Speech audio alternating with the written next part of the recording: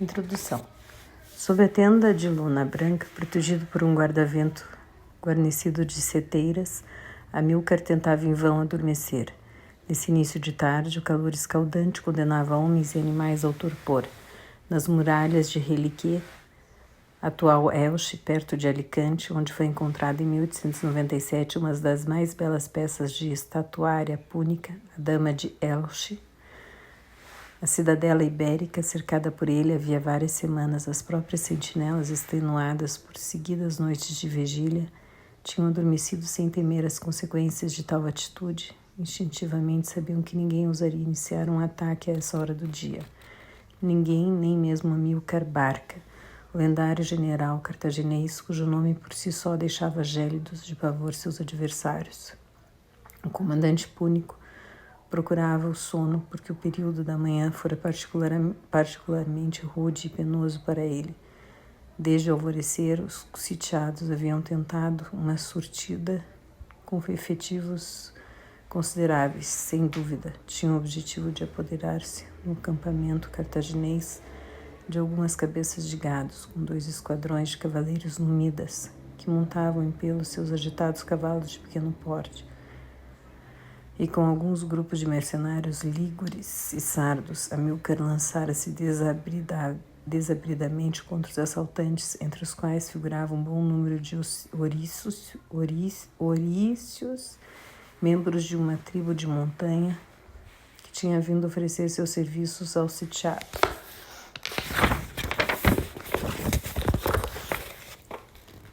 Identificou imediatamente aquele que seria o seu primeiro adversário, um homem de porte alto, cabelos ruivos e que no lado direito do rosto exibia a cicatriz de um golpe de espada. Talvez tivesse escolhido esse homem em razão da inabitual cor da cabeleira ou porque parecia ser o comandante das operações.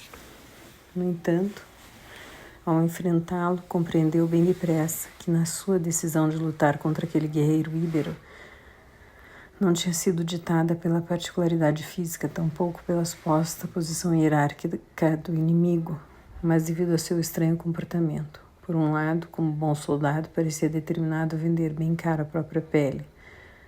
Aliás, manipulava sua curta espada com uma incrível energia. Mas por outro, seu olhar apresentava algo de enigmático, era fixo, desesperadamente fixo. Como se insensível e cego a tudo o que o rodeava, se contentasse em lutar maquinalmente pela vida, repetindo os gestos praticados milhares de vezes por ocasião de outras batalhas. Eles já atingiram seu limite, pensou Amílcar, ao mesmo tempo em que, sem dó nem piedade, transpassava o peito do adversário com o gládio. Em seu olhar, ele reconheceu o espectro da fome, dessa fome que atormenta o homem e acaba por enfraquecê-lo a partir de dentro, quanto lhe deixa uma aparência de força. Alguns anos antes, o general cartaginês já tinha entrevisto esse olhar no rosto de um dos mercenários, vítimas da cilada armada no desfiladeiro da serra, que estava sendo pisoteado sem piedade por seus elefantes em cumprimento às ordens dadas pelo Senado de Cartago.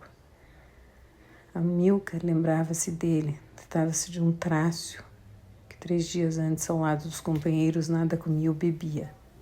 Também apresentava os mesmos olhos ausentes e nem mesmo esboçaram um gesto quando foi atingido pela pata do paquiderme. Já estava no outro mundo e um novo companheiro acabava de juntar-se a ele. O fato de ter encontrado tão longe do desfiladeiro da serra um olhar semelhante foi considerado por Amílcar uma preciosa informação. Era sinal de que o cerco, cuja duração já se prolongava por alguns meses, estaria chegando ao fim. Esse olhar estampado no rosto dos homens significava que, tendo-se esgotado as últimas reservas de grãos, eles estavam reduzidos a diferentes expedientes, não para se alimentar, mas para enganar o estômago, roer o couro dos arreios ou dos cintos, a ferventar água misturada com terra. Perspicaz e calculista, Amílcar não sentia a mínima piedade em relação aos sitiados. Sua missão consistia em apoderar-se da cidade. Custasse o que custasse, acabaria por tomá-la. Aliás, mesmo que essa aceitasse abrir-lhe as portas, ele não haveria de poupar os habitantes com o único objetivo de tal punição servisse como exemplo, para que as outras cidadelas compreendessem que não deveriam manifestar nem a sombra de uma veleidade de resistência diante de Amílcar Barca, general eleito pelo povo de Cartago, reunido na principal praça da cidade das cidades. Ele não sentia piedade, mas a lembrança do estranho olhar do adversário ruivo impedia-o de adormecer na hora da siesta.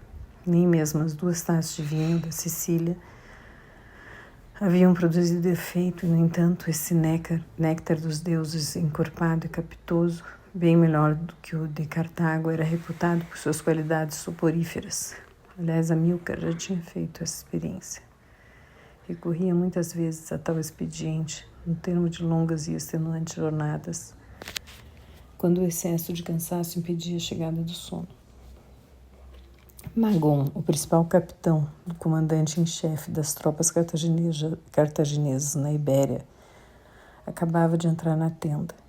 Instintivamente, como acontecia em cada um desses encontros a sós, Amílcar certificou-se de que o gládio, fabricado nos arsenais de Cartago, estava a seu alcance. Havia muitos anos em que o episódio doloroso unia os 2 homens. Aliás, a fraternidade de armas não tinha sido suficiente para dissipar o mal-estar entre eles. Ao surpreender de passagem a trajetória do olhar de Amílcar, Magon não conseguiu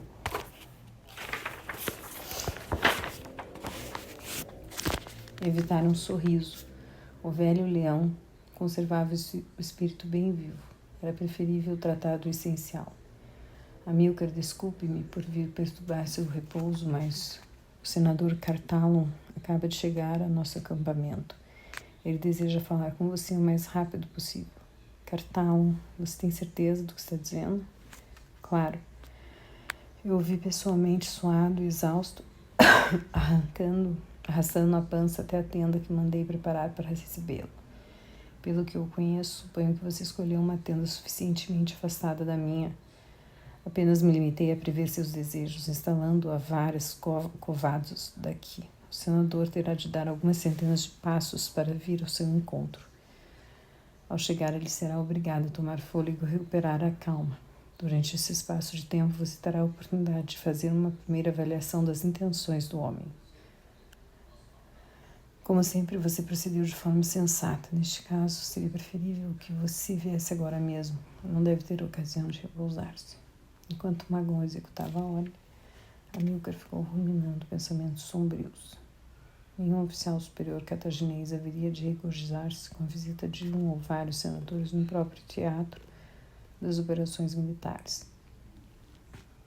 Furiosos por terem sido obrigados a conceder ao povo, outrora, o privilégio da nomeação dos chefes militares, a vingança deles manifestava-se pela vigilância mesquinha que exerciam sobre estes, por ocasião das visitas de inspeção, fartamente alimentados.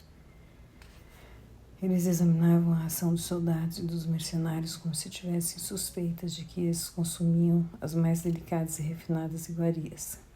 Quanto aos seus fiscais de contabilidade, que dependiam de Adir Arkat, ou seja, o chefe da repartição das avaliações, estudavam meticulosamente os gastos do exército. Na opinião dos senadores, a única preocupação dos militares consistia em dilapidar a fortuna da cidade. Mas, quando se tratava de quitar os soldos em atraso, eles soltavam gritos estridentes, gemiam, contorciam as mãos e juravam por Baal-Ramon que os cofres estavam vazios. Neste momento, a sua boca não existia uma palavra. Não. Só existia uma palavra. Não. A vinda de Cartalon não era de bom augúrio. Amílcar já o conhecia, desde a infância. As respectivas famílias possuíam propriedades limítrofes, a pouca distância da cidade. Ainda meninos tinham brincado juntos, escondiam-se atrás das moitas de espinheiras, quando os escravos encarregados de acompanhá-las ficavam à sua procura. Em vão, ou banhavam-se nos canais de irrigação, cuja manutenção era garantida por uma mão de obra dócil que se inclinava diante do chicote do contramestre. Na cidade adulta, cada um tinha seguido um caminho diferente, contra a vontade do pai. Amílcar escolhera o ofício das armas, em seu entender a mais nobre das carreiras. Por sua vez, exibindo precocemente uma certa obesidade, Cartago julgara preferível permanecer em Cartago e explorar os próprios domínios, que lhe rendiam todo ano algumas dezenas de talentos. Talentos era a moeda da antiguidade grega e romana. Era proprietário também de várias triremes, que eram os navios com 3 equipes de remadores, e quinqueremes com 5 equipes, que raramente eram vistas no porto mercantil, já que percorriam sem cessar o Mediterrâneo. Iam buscar as riquezas na Sicília, da Sardenha, de Atenas e Alexandria. Algumas chegavam mesmo a Tiro, hoje Sur, cidade do Líbano, antiquíssimo porto da Fenícia, célebre por seu comércio a partir do século XI a.C. Instalou numerosos entrepostos comerciais no principal colônia que foi Cartago, fundada segundo a tradição 814 a.C. A antiga metrópole púnica, de onde tinham vindo os fundadores da cidade, transportando o tribuno anual, devido ao templo do deus Melkarte. O deus Melkarte equivale ao Hércules dos gregos. No Senado, Cartago não tinha filiação partidária. Era suficientemente prudente para manter tal postura.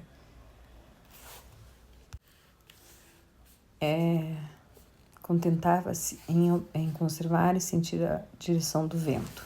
Tão logo tinha a impressão de que se configurava a formação de determinada maioria, associava-se à nova tendência. Para abandoná-la, ao mais insignificante revés, ou a partir do momento em que a população começasse a protestar. De que lado estaria agora?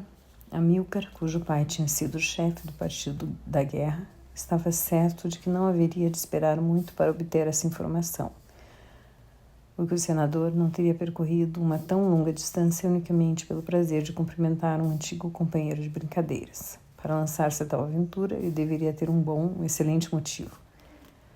Além disso, daria todos os esforços, com maior ou menor habilidade, para dissimulá-lo. A repentina agitação em redor de sua tenda indicou a Amílcar que Cartago estava prestes a concluir o extenuante percurso que lhe fora imposto por Magón. Banhado em suor, o senador entrou na tenda do general e, com os olhos esbugalhados, procurou um assento. Assemelhava-se a um velho asno exausto, depois de longa corrida, em que impacientemente espera ser aliviado de sua carga. Rejeitou a taça de vinho oferecida por Amílcar. Já era um primeiro indício. Ele fazia questão de conservar a mente lúcida. Portanto, com certeza estava encarregado de comunicar algo importante. Após alguns instantes de silêncio, Amílcar decidiu falar.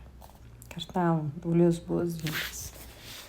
Fizeste uma longa viagem, que não é seu costume. Tal fato só confere mais valor à sua visita. A benfazeja Tani, importante divindade do panteão cartaginês, deusa da fertilidade, nossa mãe, seja minha testemunha, alegra-me constatar que o Senado não se esqueceu de mim. Tudo leva a crer que os mensageiros enviados por mim e que voltaram sem instruções, descuidaram-se de falar com você. Amílcar, como ousa pensar que a sua cidade seja assim tão ingrata em relação à sua pessoa? Nas ruas, o povo só fala a seu respeito. Além disso, cada navio carregado de prata enviado por você, ao lançar âncora no porto comercial, é tema de conversa.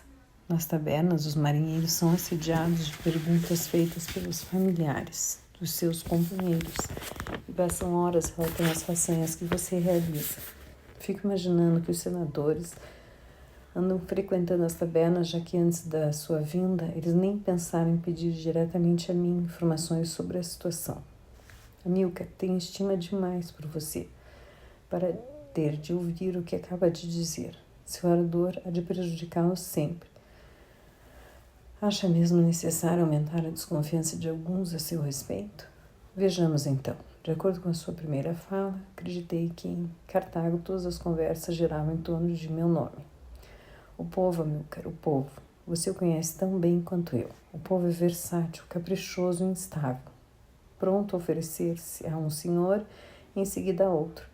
Ele o ama por você estar longe de sua pátria. Se você voltasse ao recinto sagrado de nossos antepassados, as coisas haveriam de ocorrer talvez de outra forma. Lembre-se do que aconteceu a Anon, o almirante que comandava a frota na Sicília, foi sacrificado depois de ter perdido em uma batalha contra os romanos a maioria de seus navios. Você não se incomoda em distorcer a verdade. Não foi o povo que o supliciou, mas vós, os senadores, porque fostes obrigados a encontrar um bode expiatório. Em todo caso, sua alusão me interessa. Será que devo mandar cortar árvores para que seja erguida a cruz que você me destina? Amílcar, meu bom amigo, você enlouqueceu. Os combates deixam-no tão extenuado que enfraqueceram seu juízo. Você sabe perfeitamente como é grande a estima de Cartago por sua família, os Bárcidas. Alguns chegam mesmo a afirmar que vocês têm parentesco com Elissa, a rainha que fundou nossa cidade e cuja lembrança é venerada por todos nós. Para lhe provar as minhas boas intenções, proponho-lhe que bebamos uma taça de vinho em sua honra. Dessa forma, de novo compartilharemos nossa cumplicidade de outrora. O general nem se deu ao trabalho de chamar um escravo para que viesse servi-los. Ele próprio encheu 2 taças de bronze, finamente cinzelado e guarnecido com desenhos que representam as façanhas de Melkart, o deus epônimo das barcas. Amílcar e o senador puseram-se a beber em pequenos goles. Cada um estava retomando forças, esperando que eu tomasse a iniciativa da conversação. Inquieto com um longo silêncio, Magon entrou na tenda. Os senhores têm alguma ordem para mim? Sim, replicou Cartalon em tom ríspido. A ordem para que minha conversação com o nobre e generoso Amílcar não seja interrompida. Temos tantas coisas para falar. Com um olhar, Magon interrogou o general, cujo sorriso irônico o deixou tranquilo. Era evidente que a encarniçada peleja entre os 2 homens mal havia começado. Nesse estágio, Magon nada ficaria sabendo de interessante e corria risco de provocar os desfavores do futuro vencedor da briga. Portanto, era preferível esquivar-se mais tarde, tomaria conhecimento do assunto da conversação e haveria de agir de forma mais conveniente. Cartalo, agradeço as amáveis palavras com que você se referiu aos meus, relançou Amílcar. Sua família não é menos ilustre e sou o primeiro a reconhecê-lo. Mas vamos ao que interessa. A que devo a honra da sua visita? Antes de tudo, ao desejo de revê-lo depois de tantos anos. Para isso, bastaria que eu fosse chamado a apresentar em Cartago. Viajar é menos incômodo para mim do que para você. Se está aqui é porque o Senado não deseja que eu volte à nossa pátria. Preferiu enviá-lo para longe, sabendo que eu daria o justo valor ao esforço que você aceitou fazer. Meu amigo, pare de ferir meu coração com suas observações irônicas. É verdade que eu detesto as viagens. Para mim já é um verdadeiro suplício deixar Cartago para visitar minhas propriedades do belo promontório, que é a região do Cabo Bom, na atual Tunísia. Assim, posso dizer-lhe que os infindáveis dias passados no mar me foram particularmente penosos. O mais insignificante estalido do navio fazia-me estremecer de terror. Durante a noite não conseguia repousar, a não ser que estivesse embriagado. Quantas maldições já proferi contra meus caros colegas, que tanto receiam, que não ousam vir ao seu encontro. Um senador embriagado tem a impressão de que devo lembrar-lhe a lei promulgada por nossos antepassados e consignada nas tabuinhas de Baal Sofrim, o mestre dos escribas. Não hei de aprovar a prática da embriaguez nessa cidade ou por qualquer indivíduo. Além disso, não mais ainda do que é de praxe em Creta ou na Lacedemônia, hei de aderir à lei de Cartago, segundo a qual no campo ninguém toma bebidas inebriantes, mas durante todo esse tempo as pessoas reúnem-se para beber água na cidade. Escravo, homem ou mulher, nunca toma vinho, nem os magistrados no ano em que assumem sua função, bem como da mesma forma os pilotos e os juízes em atividade nunca tomam vinho, nem aquele que for convocado para dar um parecer a respeito de uma deliberação que tem alguma importância, e ninguém durante o dia, exceto em caso de treinamento ou de doença. Tampouco durante a noite, quando o homem ou a mulher tem a intenção de procriar. Amílcar, você conhece bem as nossas leis, incluindo aquelas que há muito tempo já não são aplicadas. Conhece-as tão bem que não se cansa de transgredi-las. Pouco importa o que pensa a respeito das minhas bebedeiras a bordo. Eu não merecia que meus colegas me infligissem o suplício desta viagem. Você os cobriu de lisonjas, assim eles pensaram manifestar-lhes seu reconhecimento confiando-lhes essa missão. Você recebeu apenas o que merece. Há alguns anos, para se tornar importante, você não cessava de proclamar que me conhecia melhor do que ninguém. Eles acreditaram em você. Quando tomar conhecimento do motivo da minha visita, você há de brincar menos. Muito bem. Já sei que não tem a intenção de me condenar à crucificação. O que é que poderia recear de pior? Roma dá sinais de inquietação. Que novidade! Você não quer compreender o que lhe digo. Mas compreender o quê? Uma delegação romana veio a Cartago. Apio Lutácio Júnior e Flávio Marciano Púlio, pessoalmente. Um ricto deformou o semblante severo de Amílcar. Já conhecia os dois homens, uma vez que o tinha enfrentado na Sicília. Tratava-se de velhacos sem palavra, que semeavam à sua volta a discórdia e a corrupção. Amílcar adivinhou o que se passara. Até mesmo o mais ingênuo de seus escravos poderia ter ideia semelhante.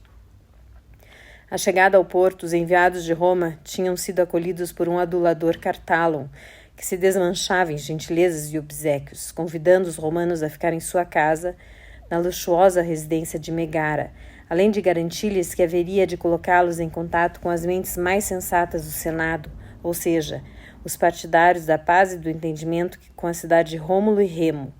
Agora Amílcar dava-se conta de que o senador, com certeza, estava cumprindo criteriosamente seus compromissos, uma vez que se encontrava aí, contorcendo-se em seu assento, não sabendo muito bem como anunciar a mensagem de que era portador. Pessoalmente, como é interessante, retorquiu Amílcar. Segundo ouvi dizer, eles também não gostam muito de viajar. Com essa visita, meu caro Cartalon, prestaram-lhe uma insígne homenagem. Eles não vieram visitar-me. Fazia parte de uma embaixada oficial que solicitou uma audiência ao Senado. Não duvido de que essa tenha deferido o pedido. O que poderíamos ter feito, se não isso mesmo? Estamos em paz com Roma desde nossa infeliz derrota na Sicília. Que poderia ter sido evitada se os mercenários tivessem recebido o soldo, teríamos prosseguido a luta até a vitória. Essa não é a questão, Amílcar. É contra você que os romanos estão furiosos.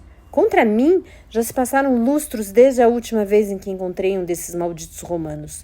E tanto melhor para eles, porque estou me devendo uma desforra e não quero tomar conhecimento deles. Que façam o mesmo em relação a mim. Amílcar, deixe de bancar o esperto. Sabemos que já há alguns anos uma embaixada de Roma veio visitá-lo na residência de Roche-Laban, o Cabo Branco, alguns dias de caminhada daqui. Vocês ficaram sabendo disso porque enviei ao Senado informações minuciosas sobre o que se passou. Estes descarados pretendiam saber o que estava acontecendo por essas bandas. Disse-lhes que estava acumulando riquezas para Cartago, a fim de que esta pudesse pagar a Roma a totalidade dos 4.400 talentos que nos tinham sido exigidos como tributo depois da perda da Sicília e da Sardenha. Assim calei o bico deles. Isso é o que você pensa. Graças aos seus esforços, é verdade, acabamos de pagar nossa dívida em relação a Roma, e é exatamente isso que os deixa inquietos. Eles não compreendem o motivo pelo qual você se obstina em ficar apegado a essas regiões hostis e lutar sem interrupção para estender os territórios que estão sob sua autoridade. Flávio Marciano Púlio afirmou-me que uma delegação dos habitantes de Reliquê tinha ido pedir a proteção do Senado romano. Os únicos sitiados que puderem deixar a cidade desde que lhe impus o cerco foram mortos por meus cavaleiros numidas. Portanto, teremos de acreditar que os romanos estão em comunicação com os poderes do além. Fique tranquilo, não demos créditos a uma palavra sequer dessas afirmações. Então, o caso está resolvido. Amílcar, você só compreende aquilo que quer. Esse é o seu principal defeito. A situação é mais grave do que possa parecer. Na verdade, os romanos querem que abandonemos nossas posições nestas costas. Mas eles não têm esse direito. Hão de procurar conquistá-lo. E nós resistiremos. Desde tempos imemoriais, nossos antepassados estabeleceram aqui feitorias e cidades nas quais é falada a nossa língua. E são adorados nossos deuses. Você quer que eu lhes mostre as urnas funerárias destes homens e mulheres que sacrificaram a vida pela grandeza de Cartago? Alguns desses túmulos são tão antigos que já estão quase em ruínas. Eis nossos argumentos e a prova de nossos direitos. Os romanos pretendem expulsar-nos daqui, como acabaram por nos expulsar da Sicília e da Sardenha, violando o tratado assinado por eles mesmos. Em breve, hão de exigir que abandonemos Cartago, porque nossa cidade faz sombra à glória de Roma. Mas qual foi a resposta de nosso destemido e sensato Senato? Nós os ouvimos e declaramos que brevemente lhes daríamos nossa resposta. Você tem ideia de qual será essa resposta? Nenhuma. Os senadores estão divididos, hesitantes.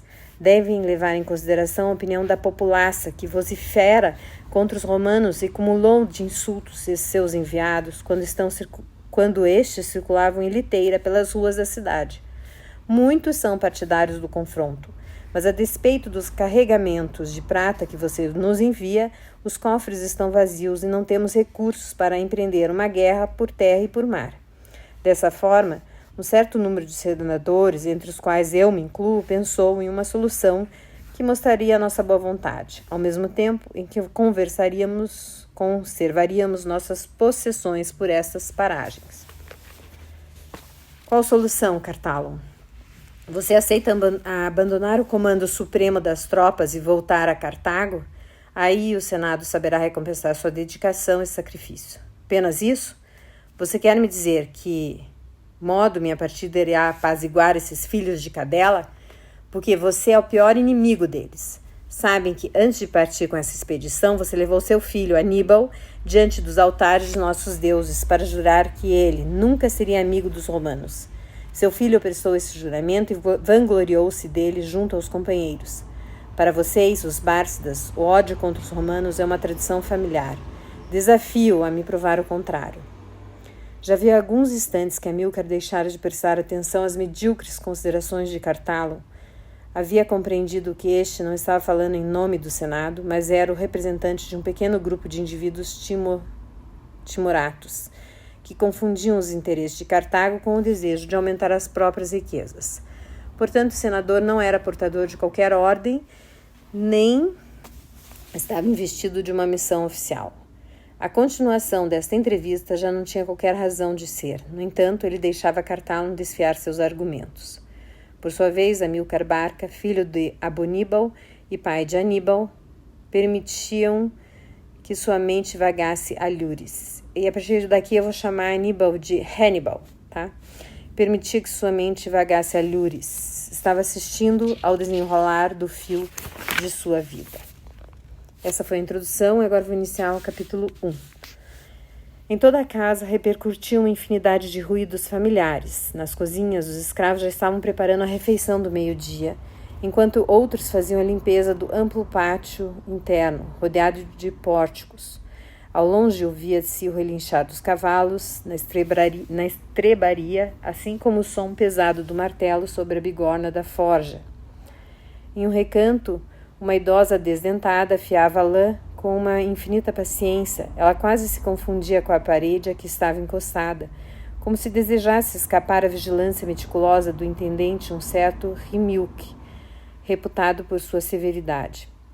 Vestido com uma túnica curta de linho branco, debruada com guarnições em preto, um homem aparentando seus 40 anos esquadrinhava o longo dédalo dos cômodos. Tratava-se de Epsídio, preceptor de Amílcar Barca, que andava à procura do aluno para iniciar a aula cotidiana. Todos lhe cediam respeitosamente a passagem a respeito do seu estatuto. Com efeito, à semelhança das dezenas de pessoas empregadas na propriedade, ele era um escravo grego nascido na Sicília. Fora capturado pelos cartagineses e vendido no mercado dos escravos, situado no entreposto ao lado do porto comercial. Adoníbal Barca, que conhecia o negociante, ficara sabendo que este homem grego, com mãos delicadas e corpo esguio, tinha sido preceptor de uma das melhores famílias de Panormus, que é a atual Palermo da Sicília. Tal condição evitara que lhe fosse reservado o destino de remador em uma quinquirreme, que é de cinco andares, ou de 5 lances de remadores, ou de agricultor atrás de uma charrua puxada por pesados bois negros. Epsídio fora comprado pela família Barca no ano de nascimento de Amílcar, filho único de Adoníbal e de Germeucarte. Esta morrera ao dar à luz, Então a criança de peito foi entregue aos cuidados de uma escrava etíope.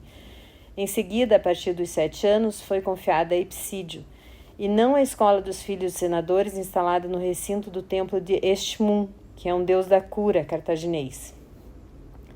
Dominando com perfeição a língua púnica, o preceptor tinha ensinado o aluno a ler e a escrever, assim como sua própria língua, o grego. Estava bastante orgulhoso dos resultados obtidos, nunca se decepcionara com o filho de Adoníbal, dotado de espírito vivo e inteligente.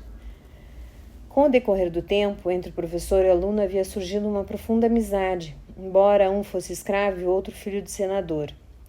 Amílcar confiava-se de bom grado a Epsídio, que sabia reservar o tempo necessário para ouvi-lo.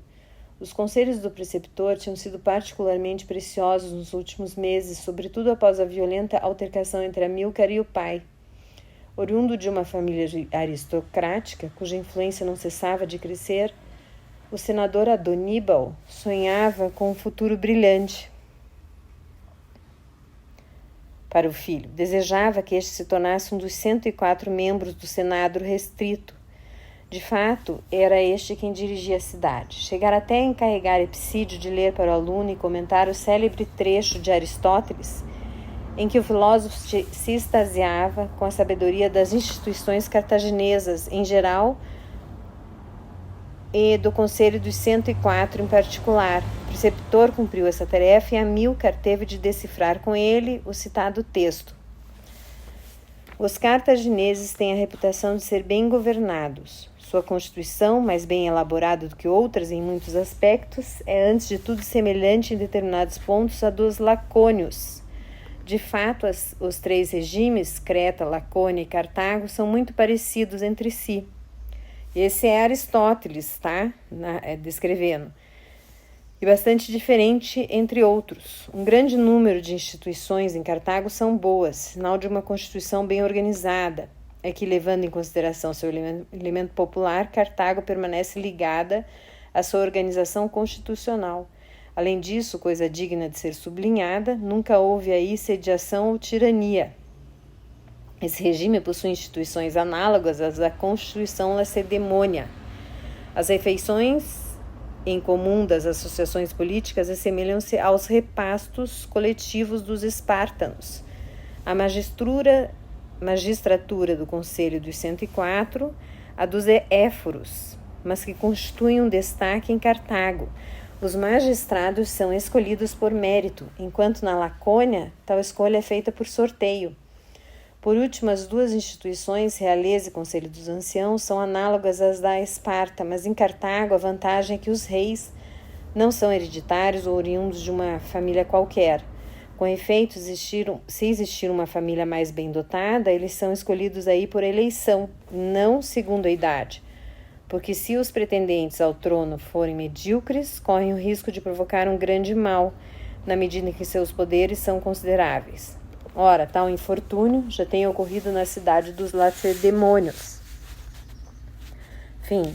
O resultado dessa leitura aprofundada não tinha correspondido ao que o senador esperava. Desde a infância, o filho alimentava um único sonho: tornar-se militar e ir guerrear na Sicília, Sardenha ou nas amplas superfícies da terra que rodeavam Cartago, povoada por tribos rebeldes. Amílcar replicara a Epsídio, em minha opinião, seu Aristóteles só tem um mérito: ter sido preceptor de Alexandre da Macedônia, cujas gloriosas façanhas fiquei conhecendo por você, e diante dessas, o que representam os altos feitos de um membro do Conselho dos 104, com o pai ele fora ainda mais virulento. Não desejo o futuro que reservas para mim.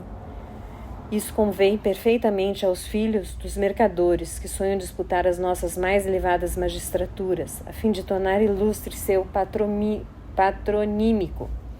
Quanto a nós, os Barcas, não tem necessidade disso. Teu avô e o teu pai foram sufetes. Tu mesmo tem cadeira no Conselho dos Anciãos e do Senado. Essas instituições podem subsistir sem mim. Os sufetes são os 2 magistrados supremos da cidade eleitos por um mandato de 1 ano. Amílcar estava falando como um jovem desmiolado, de nada serviriam as aulas de Epsídio. Por meu carte, quase lamento ter pago um preço tão elevado para comprá-lo, pensando que ele acompanharia com todo cuidado tua educação e faria de ti o digno herdeiro de nossa linhagem. Fica sabendo que se nossa família tem ocupado os mais elevados cargos da cidade, é porque o poder representa a própria condição do sucesso. Mesmo que venha a ser o mais rico dos comerciantes ou o mais valoroso dos guerreiros, um homem nada será em nossa família se não tiver cadeira no Senado. Será que acreditas que teu filho terá condição de retomar minha sucessão depois que tiveres satisfeito teus próprios desejos, afastando-se do cenário público? A resposta é não. Com efeito, nesse momento, ninguém há de lembrar-se no nome Barca. Será responsável por esse esquecimento. Mas eu não posso permitir que isso venha a ocorrer. Pai, suplico-te, quero ser soldado. Nem penses nisso. E não quero ouvir falar mais desse projeto estúpido. Aliás, já tomei a minha decisão. Ainda hoje à tarde viajarás para a nossa propriedade de Aspes, que é a cidade cartaginesa situada na cidade do Cabo Bom, perto do belo promontório, na companhia do teu preceptor.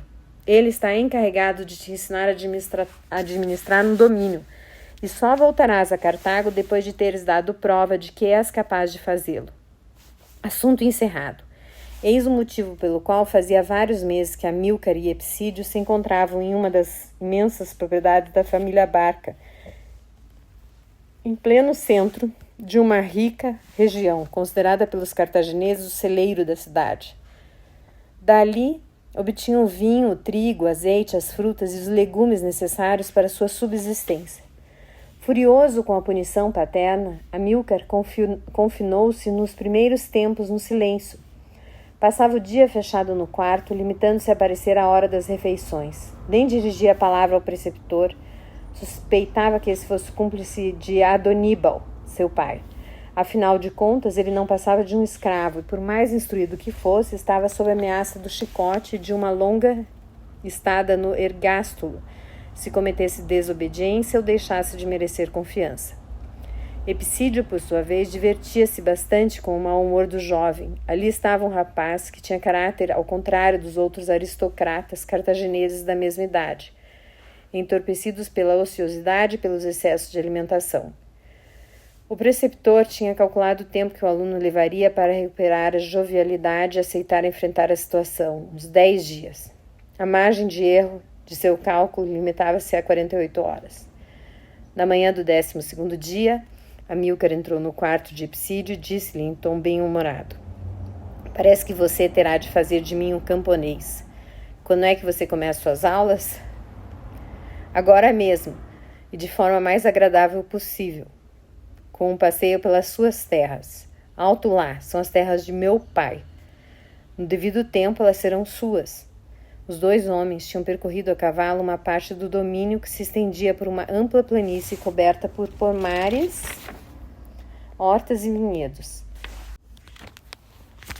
Epsídio chamou a atenção do aluno para o fato de que a mais insignificante nascente de água era utilizada para alimentar a rede de canalizações pavimentadas que serpenteavam por meio dos campos onde se encontravam em plena atividade centenas de escravos.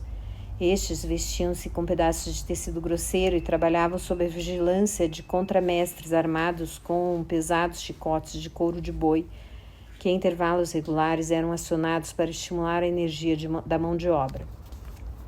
Os homens tinham um aspecto macilento e esquelético. Por sua vez, a aparência das mulheres, algumas das quais carregavam os filhos às costas, não era melhor. Amílcar, como você está vendo, comentou Epsídio, eu poderia ter sido um desses infelizes, mas não o é. Por isso, todos os dias fico agradecido a seu pai, Adoníbal. Todavia, é bom que saiba que a fortuna de Cartago, assim como a sua, é fruto do labor dessas pessoas. De onde elas são? A maioria é formada por habitantes da região que tiveram a audácia de revoltar-se contra Cartago. Outros são prisioneiros de guerra não requisitados pela força naval. O restante vem de regiões situadas além do fosso que delimita o fim dos territórios de Cartago. Amílcar deixou de se interessar pelo assunto, deu uma esporeada no cavalo e galopou pelos pomares em direção à parte mais elevada do belo promontório. Ali, em pastagens de grama espessa, pastava manadas de bois e vacas, assim como rebanhos de carneiros e cabras. Um pouco mais longe, no limite das zonas pantanosas, soberbos cabelos trotavam com a crina ao vento. Sua robustez contrastava singularmente com o aspecto raquítico dos escravos. O passeio prolongara-se pelo dia inteiro, interrompido para uma parada em uma casa modesta, na qual o preceptor e o aluno puderam restaurar suas energias, comendo pão, azeitonas e alguns figos suculentos. À noite, estafado, mas visivelmente descontraído, Amílcar foi para a cama sem comer. No dia seguinte, na certa despertara bem cedo. Por este motivo, Epsídio não o tinha encontrado no quarto e andava à sua procura nos outros cômodos da mansão. Acabou por descobri-lo perto do ergástulo, que, em cumprimento às suas ordens, fora aberto, havia libertado todos os escravos que, por terem cometido faltas insignificantes, tinham sido enclausurados por Rimilk em sombrias masmorras. Aliás, o intendente encontrava-se aí com um semblante contrariado, furioso por ver sua autoridade menosprezada pelos caprichos de um moleque. — Salve, filho de Adoníbal! Exclamou Epsídio. — O que é que você está fazendo aqui? — Estou cuidando da fonte da minha riqueza, ao contrário de Rimilk, que trata esses infelizes como se fossem animais. Repare como ele está chateado. Com certeza deve lamentar amargamente a decisão de meu pai, que me enviou para cá, onde ele se comportava como dono do pedaço. A verdade é que Adoníbal nunca vem a este domínio. Por que será, hein? Limita-se a imitar seus semelhantes, respondeu Epsídio. Equivocadamente, e eis a ocasião sonhada para nossa aula, porque um dos filhos mais importantes de Cartago, o ilustre Magon, escreveu um excelente tratado sobre agricultura. E esse Magon é bem importante, até em Roma, que haveremos de ler. E se isso lhe aprouver, onde ele observa, quem adquirir terras deverá vender sua casa na cidade para evitar a tentação de voltar à vida urbana. Mas se alguém preferir morar na cidade, não precisará de casa no campo. Eu é que saí perdendo, por meu pai não ter lido esse tal Magon. Como é que você pode fazer tal afirmação? Ele decidiu agir de outra forma, mas trata-se de um bom argumento, que poderá apresentar-lhe quando voltar a falar com ele, porque mais cedo ou mais tarde terá de fazê-lo, a respeito dos projetos que você tem. Obrigado, este conselho tão sensato, um dia hei de retribuir-lhe isso. E que outras coisas, diz o seu Magon?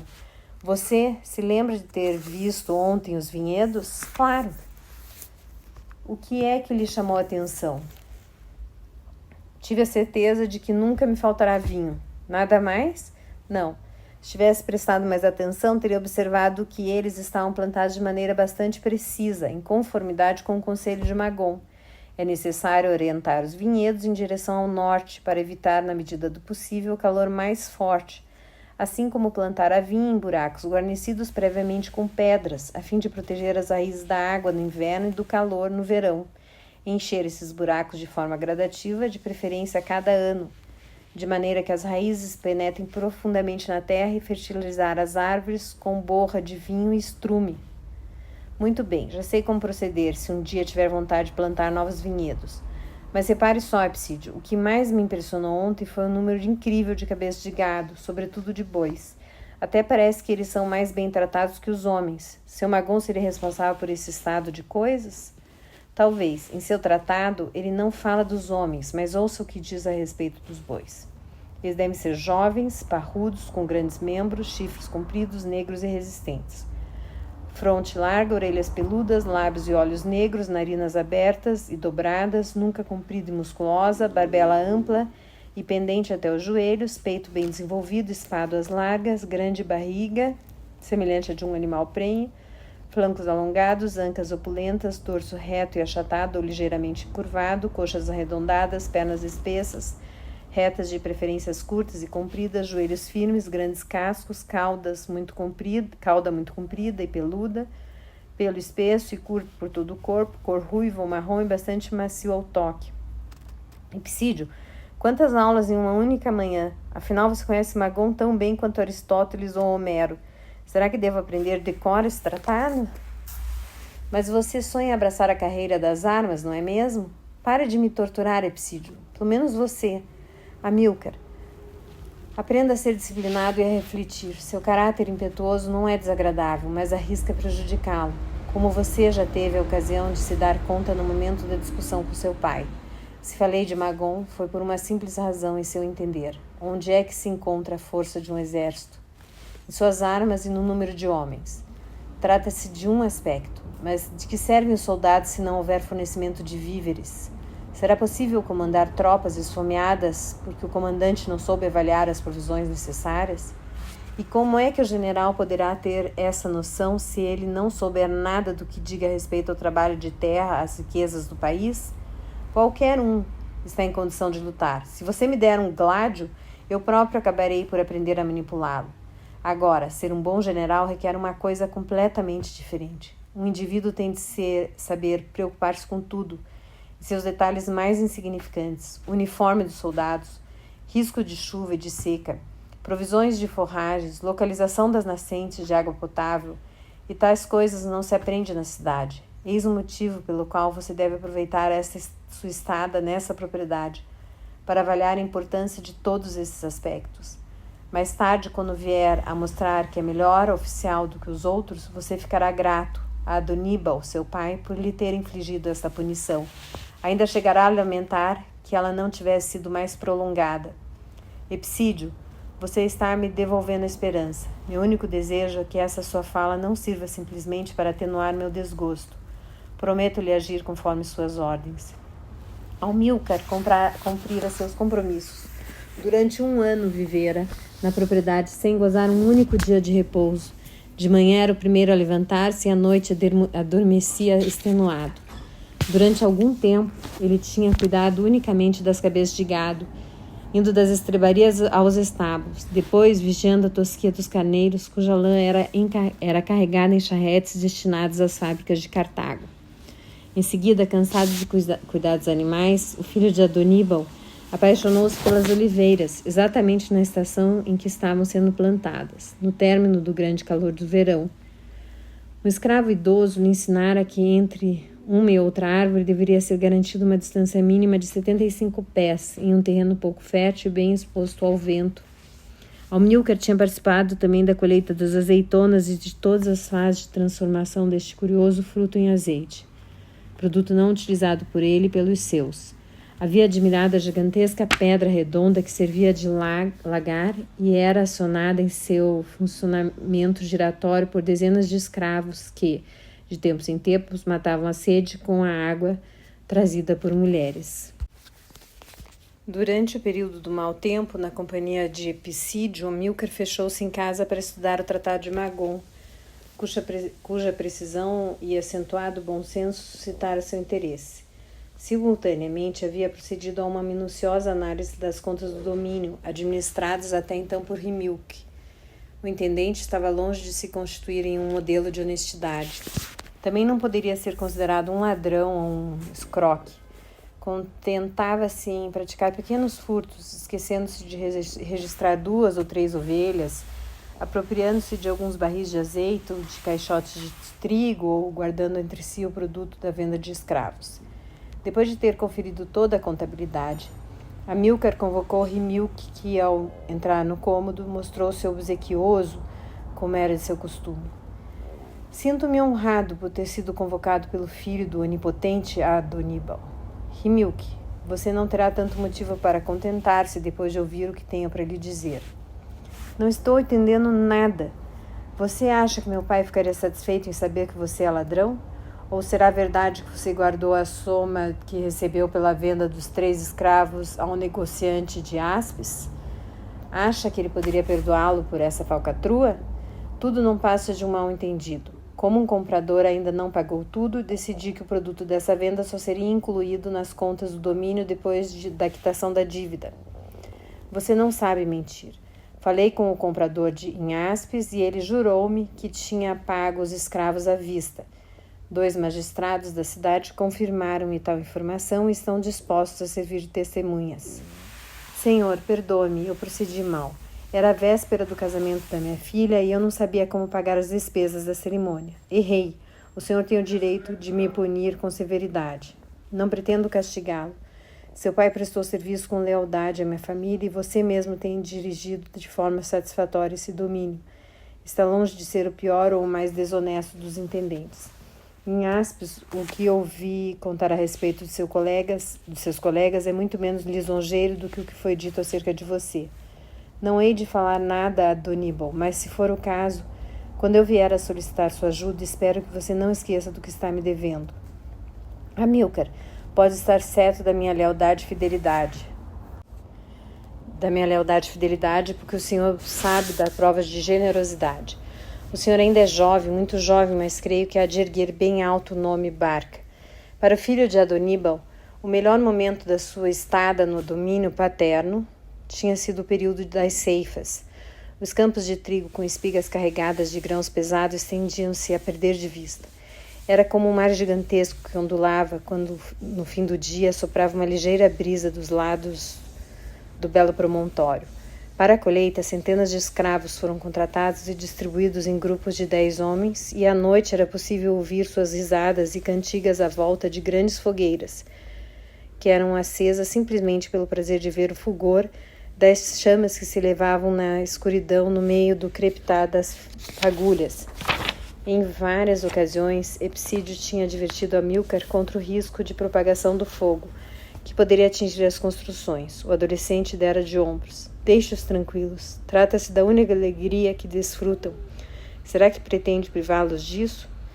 Certa noite, depois da última ronda de inspeção nos campos, Rimilque pronunciara essas simples palavras. Começaremos amanhã cedo. Surpreso, Amílcar lhe perguntara qual o motivo de sua decisão. O intendente esboçou um sorriso antes de dar ao jovem a seguinte explicação. O senhor observou as pesadas nuvens que cobrem o firmamento por cima do belo promontório? Não estou gostando disso. Nesse período do ano, as chuvas podem ser violentas, mesmo que sejam passageiras em algumas horas.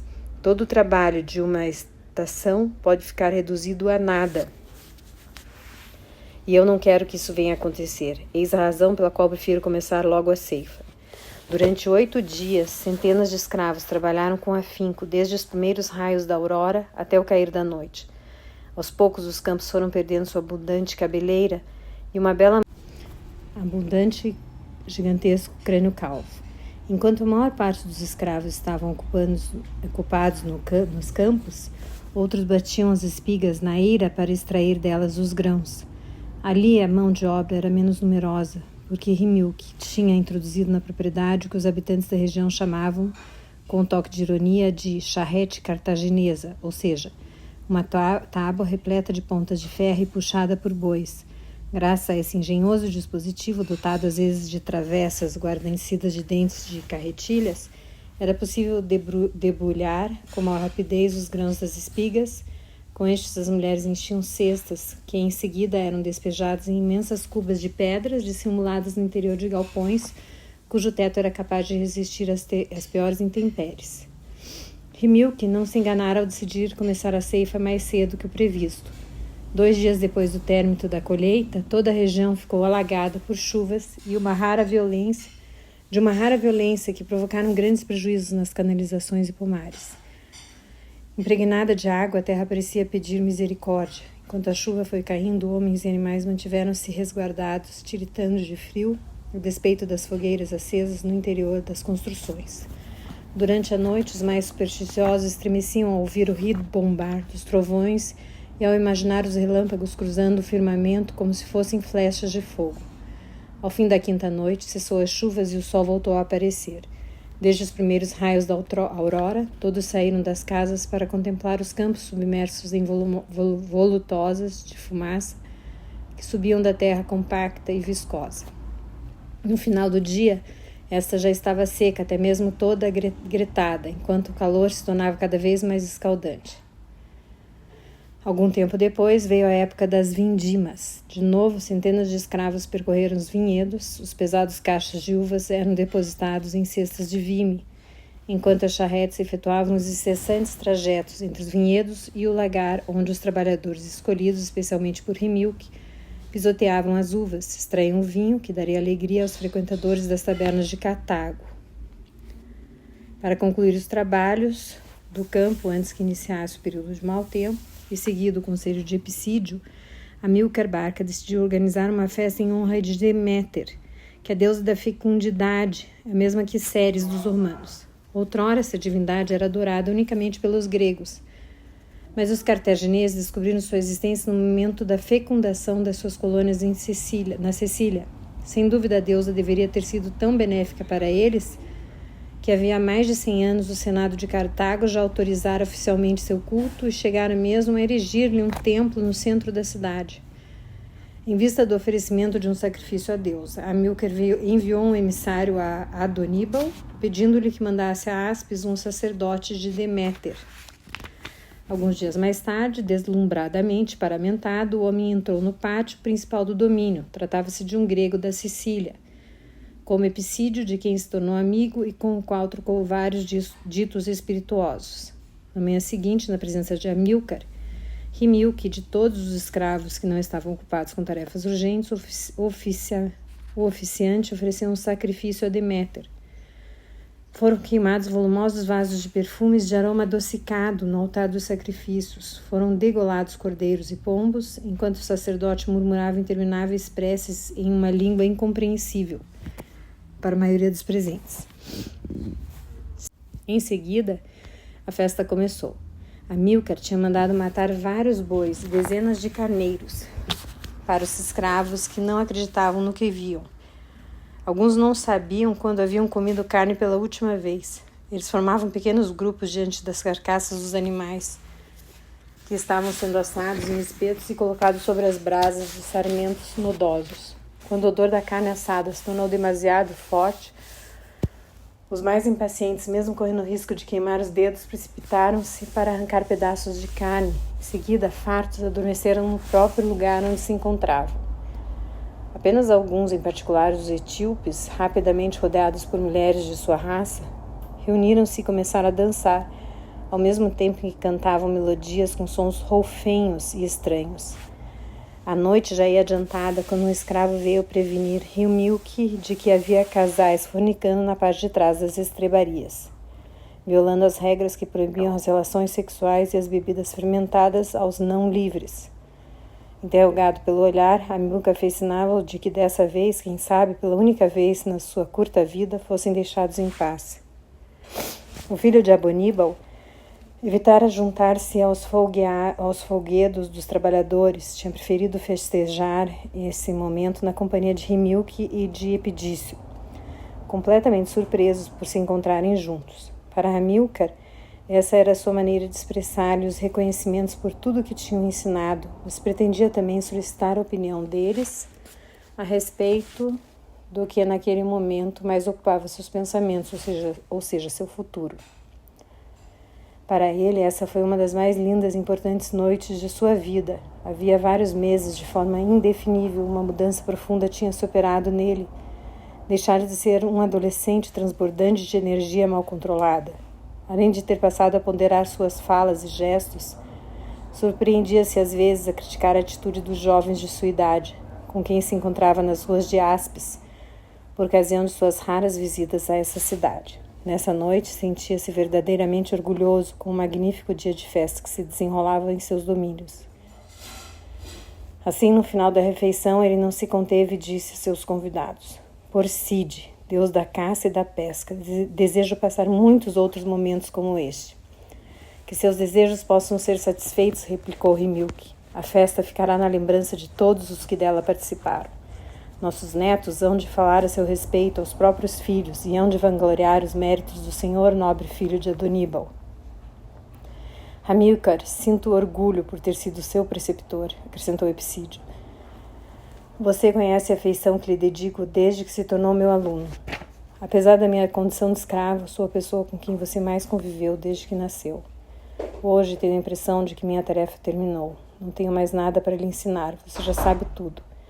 Daqui por diante, que vier a descobrir será obra não de um preceptor, mas da própria vida, com suas vicissitudes. Obrigado a ambos por essas amabilidades. De minha parte, quero dizer-lhe que estou avaliando tudo o que vocês têm feito por mim. Epicídio, você abriu meus olhos para o mundo e nunca mediu esforços para me obrigar a dar o melhor de mim mesmo.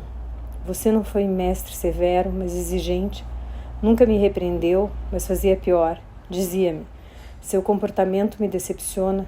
Essa sim era a mais terrível das punições.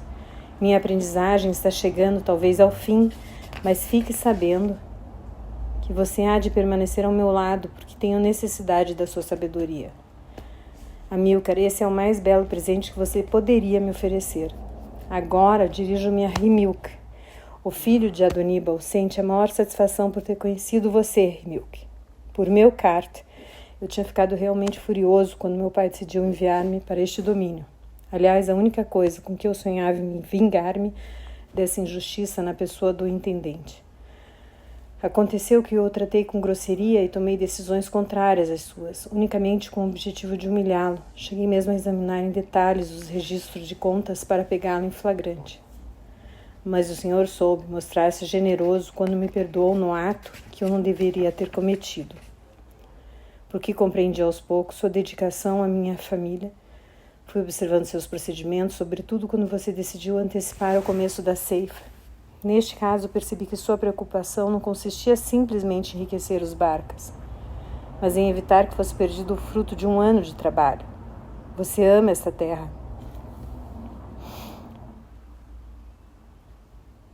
Vive para ela. Neste dia me deu uma grande lição. Você é um digno filho de Cartago. Aliás, a nossa cidade tem prosperado. É porque ela é feita por pessoas como você. Obrigado, Rimilk, por ter me dado esta lição. Agora quero pedir-lhe um favor. É possível que meu pai venha solicitar-lhe informações a respeito de mim. Suplico-lhe que se lembre de que eu desejo ser um soldado. Ajude-me a convencê-lo de que não sou feito para administrar um domínio. Não se preocupe, saberei encontrar as palavras para falar sobre o assunto. Alguns dias mais tarde, ao recordar-se dessa conversação, Amílcar deu-se conta de que estava tendo um pressentimento. A menos que os deuses lhe estivessem dando provas de generosidade, com efeito, certa manhã, um longo cortejo de charretes e liteiros apresentou-se na entrada do domínio. Adoníbal, em pessoa, estava chegando à sua propriedade. Sua última visita tinha acontecido havia mais de 10 anos. Prevenido da chegada de seu pai por um escravo, Amílcar deu ordem para que fossem preparados vários cômodos e uma refeição para os viajantes, que deveriam estar esgotados pela jornada. Ele próprio retirou-se durante alguns instantes para trocar de túnica. Em seguida, dirigiu-se à liteira de Adoníbal. Se bem-vindo, pai. Se bem-vindo, pai. Estou feliz por te rever após uma tão longa separação.